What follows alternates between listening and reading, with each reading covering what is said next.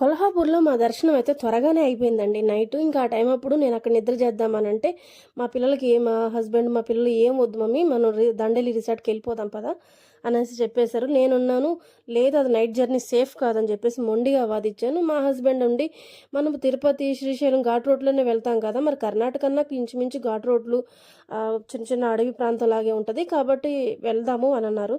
నేను చెప్పాననమాట. ఆ రూట్లు వేరు, ఈ రూట్లు వేరు. అసలు చాలా జాగ్రత్తగుండాలి. నైట్ జర్నీ సేఫే కాదు, వద్దు అని చెప్పేసి నేను ఆపేపిచ్చాను. కానీ మా పిల్లలకైతే కొల్హాపూర్‌లో రూమ్ నచ్చక దండేలిలో ఆల్రెడీ మా కోసం రిసార్ట్‌లో రూమ్ వెయిట్ చేస్తుంది కదా!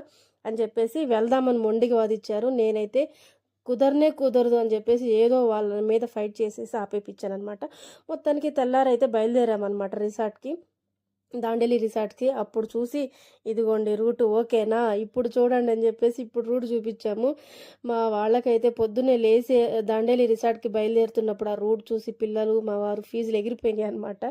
"నువ్వు చెప్పింది నిజమేనా బాబు" అని జెప్పేసి మా వారు, పిల్లలైతే "అవును మమ్మీ, వామ్మో! ఏంది మమ్మీ ఇంత ఘోరంగా ఉంది" అనేసి చెప్పారు. నైట్‌గా ఆ టైం అప్పుడు 9 గంటలప్పుడు గాని మేము అడవిలోకొచ్చినట్లయితే మా పరిస్థితి వేరేలాగుండేది. కాబట్టి అస్సలది నైట్ అయితే ఆ రూట్ అయితే సేఫ్ అసల కాదు. సో, ఇక ఇది ఇలా ఉండంగా మా వారైతే వామ్మో! వామ్మో! ఎదురుగా కార్లు రాకూడదు, ఏ బండ్లు రాకూడదు అనుకుంటూ ఉంటున్నాడు. కానీ బై వన్ వస్తూనే ఉన్నాయి. అసలు ఎంత ఘోరంగా ఉంది అనంటే, ఎదురు కారొచ్చిందంటే మన కారు కొంచెం ఎంత జాగ్రత్తగా నడిపినా కొంచెం స్లిప్ అయితే కింద పడిపోయేటట్లున్నాయనమాట. కిందంతా గూడా గోతుల్లాగున్నాయి. అలా ఉందనమాట ఆ రోడ్డు. అయితే ఇంగ మా వారందరికీ "నువ్వు చెప్పింది నిజమే. రాత్రి నీ మాట వినకుండా బయలుదేరినట్టయితే చాలా ప్రాబ్లమ్ ఫేస్ చేసేవాళ్ళమే. ముందుకు వెళ్ళలేక, వెనక్కి రాలేక" అని జెప్పేసనన్నారు.